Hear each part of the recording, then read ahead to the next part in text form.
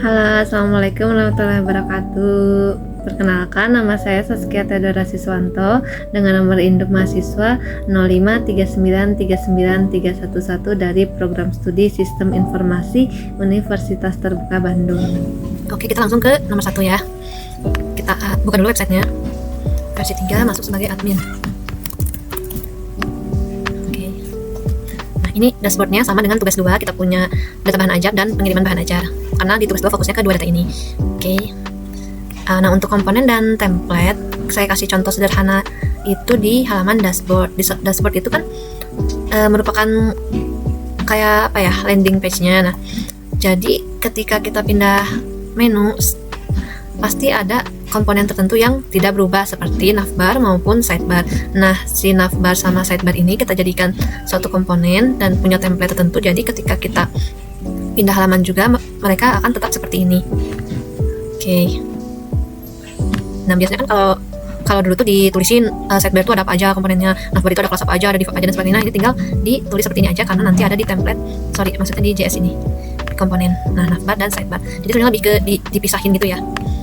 Nah, seperti ini. Kita langsung lanjut ke soalnya. Halaman stok bahan ajar ini sama dengan tugas 2 ya. Kita diminta menampilkan daftar stok bahan ajar untuk seluruut daerah dengan ketentuan sebagai berikut. Nah, ini daftar stok bahan ajarnya semua UT daerah, ada Jakarta, Surabaya, Makassar, Padang, Denpasar, semuanya ada. Lalu terdapat fitur untuk mengedit stok data bahan ajar, kita bisa edit. Mungkin ini dari UT Makassar seharusnya ya, kita simpan bisa. Lalu terdapat fitur untuk melakukan filter dan sort data stok, silakan bebas menggunakan elemen apapun. Oke, ini kita punya filter dan sort bahan ajar. Semua UT daerah kita pilih UT Jakarta, maka kita pilihnya nggak apa-apa, ini bebas. Ini jadi semua kategori, semua status. Kita filter dan sort dari UT Jakarta hanya ada bahan ajar pengantar akuntansi. Nah, kalau misalnya kita mau UT Jakarta tapi MK pilihan, kita filter dan sort ternyata tidak ada ya. Oke, semua kategori. Misalnya UT Padang ada ekonomi makro. Misalnya kita mau lihat status yang kosong, nah itu matematika dasar, statusnya yang menipis, dan semua status. Kita urutkan ke stok, mungkin dari yang stok aman, menipis, lalu stok kosong. Nah, untuk riset kembali tinggal diklik tombol risetnya.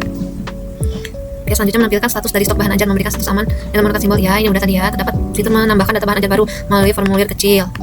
Oke. Nah, kita akan coba tambahkan bahan ajar baru.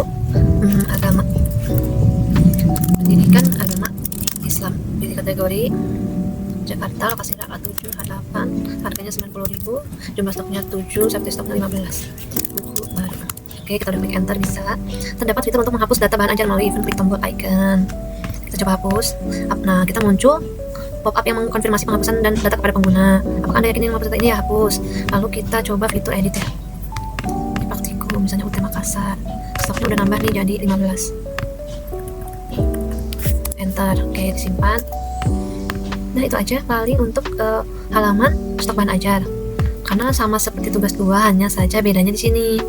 Untuk tugas 2 kan langsung kita simpan di stok data HTML semuanya. Nah, sekarang stok HTML itu cuman sepanjang ini saja. Jadi isinya apa aja sih? Isinya yang di body ini ada div id app ini tuh untuk memanggil Vue.js-nya.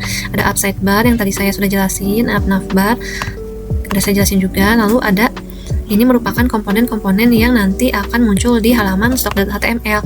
Nah, kenapa ditulisnya kayak gini doang? Karena ya memang kita mengkelompokkannya ke dalam komponen dan templates yang terpisah. Oke, makanya di sini ada pemanggilan komponen BA stock filter, komponen BA stock form, dan selanjutnya. Nah, ini template-templatenya. Nah, ini templatenya. Contohnya kita mau ke stock filter yang tadi untuk memfilter itu, jadi semua codingannya ada di sini, masuk ke dalam bentuk script yang nantinya dipanggil di stock.html. Nah, ini yang dipanggil di sini. Untuk JavaScript-nya di mana? JavaScript-nya juga ada di ini nih, contohnya stock form ada di sini. Jadi semuanya ada di sini dipanggilnya.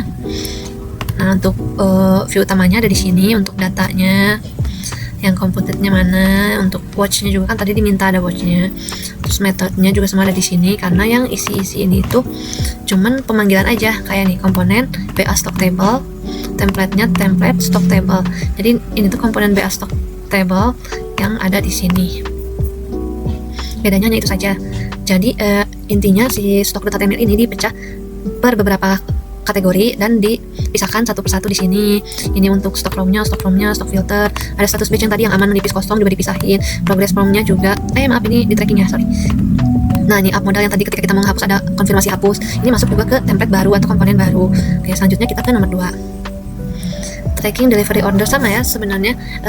Isi dari halaman ini tuh sama, yang dibedakannya yang karena tadi ada view komponen dan view template-nya. Untuk template-nya ada tracking timeline yang isinya riwayat perjalanan, tracking search, tracking list, tracking card-nya, terus ada progress form-nya, pilihan delivery order, package detailnya, isi paketnya apa aja.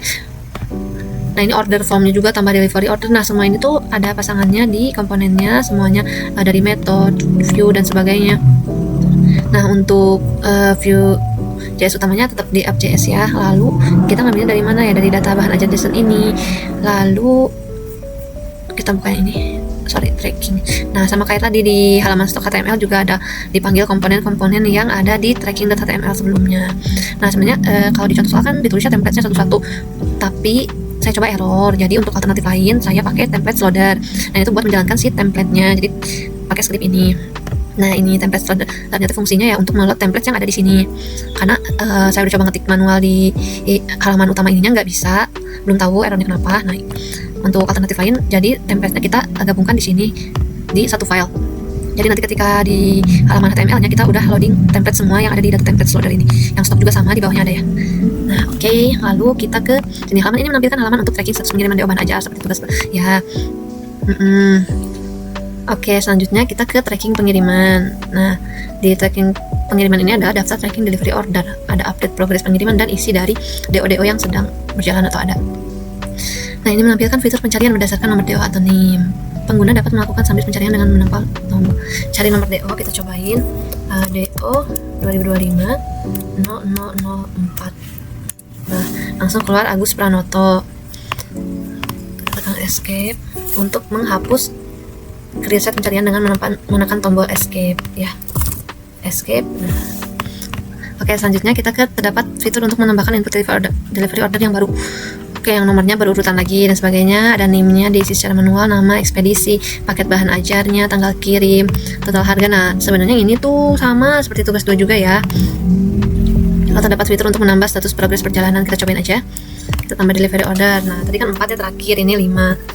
053939 311, masukkan nama Saskia Theodora, pilih ekspedisinya JNE Express, paket IPS dasar. Oke, 120.000 create DO. Nah nanti ada di sini statusnya dikirim. Nah ini update progres pengiriman.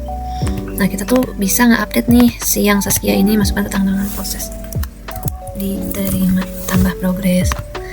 Nah diterima. Misalnya yang Rina Wulandari ini DO1, keterangan prosesnya dalam perjalanan kan paket hilang, misalnya tambah progresnya. Jadi ketika si Rina Wulandari ini ada keterangan paket hilang. Oke, seperti itu aja penjelasan untuk tugas 3 ini, karena selebihnya sama sebenarnya, cuman yang membuat perbedaan adalah ada di struktur codingannya ya. Yang awalnya sederhana cuman ya HTML aja, JS juga paling 1-2. Nah ini kita pecah lagi menjadi beberapa komponen dan beberapa templates.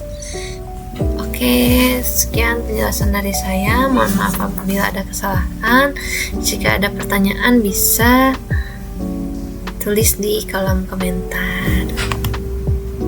Terima kasih. Assalamualaikum warahmatullahi wabarakatuh.